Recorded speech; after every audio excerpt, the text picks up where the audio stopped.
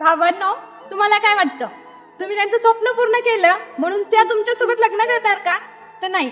ही story माझ्या एका police भावाची आहे. तो सांगतो की आमच्या प्रेमाची सुरुवात ग्राउंडवर झाली. 1-2 दिवस असंच आम्ही एकमेकांना बोललो. मी एका मुलीच्या पहिल्यांदा प्रेमात पडलो होतो आणि मी तिला सांगून पण टाकलं की हे बघ, मी तुझ्यावर प्रेम करतो, पण माझं हे प्रेम फक्त प्रेम नाहीये, तर मला तुझ्यासोबत लग्न करायचे.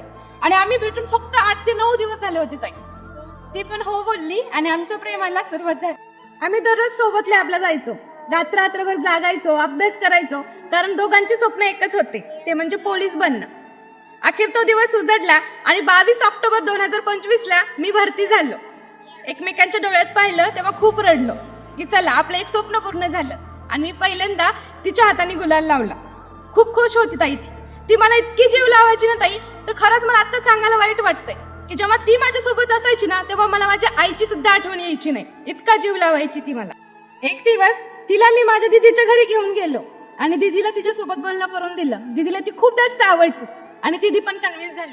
तिने सांगितलं की घरच्यांना मी सांगते आणि लग्नासाठी कन्व्हिन्स करते. 28 एप्रिल 2026ला मला तिचा कॉल आला आणि ती खूप घाई गडबडीत मला बोलत होती की कुठल्या पण हालतीत उद्या मला तुला भेटायचंय म्हणून. मी खूप घाबरलो आणि लगेच निघायला तयारी लागलो. मी पोहोचेपर्यंत मी तिला कॉल करत होतो सारखं, तेव्हा तिचा कॉल चालू होता. पण 29 एप्रिल 2026ला सकाळी मी तिला कॉल केला तेव्हा तिचा मोबाईल स्विच ऑफ होता आणि थोड्या वेळाने मला समजलं की तिची आज एंगेजमेंट आहे म्हणून. एंगेजमेंट झाली आणि घरच्यांनी न विचारता त्या समोरच्या मुलाला लग्नासाठी तारीख पण ठरवून होकार दिला. ताई, मी तिच्या घरच्यांना खूप कन्व्हिन्स केलं, तिला पण खूप समजून सांगण्याचा प्रयत्न केला, पण ती नाही ऐकली. शेवटी ताई ती मला जाताना बोलली की आई बाप्पांच्या इज्जती पुढे काहीच नसतं म्हणून. मी आजही खूप रडतो ताई तिच्या आठवणीत आणि असं वाटतं की जिच्यासाठी आपण एवढे कष्ट केले तिला मी गमावलं.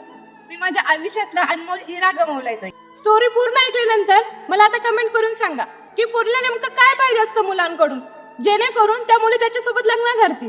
तुम्ही तिच्यासाठी काही पण करा, पण शेवटी जर तिला जायचंच असेल ना, ती फक्त एक कारण देते आणि सोडून जाते.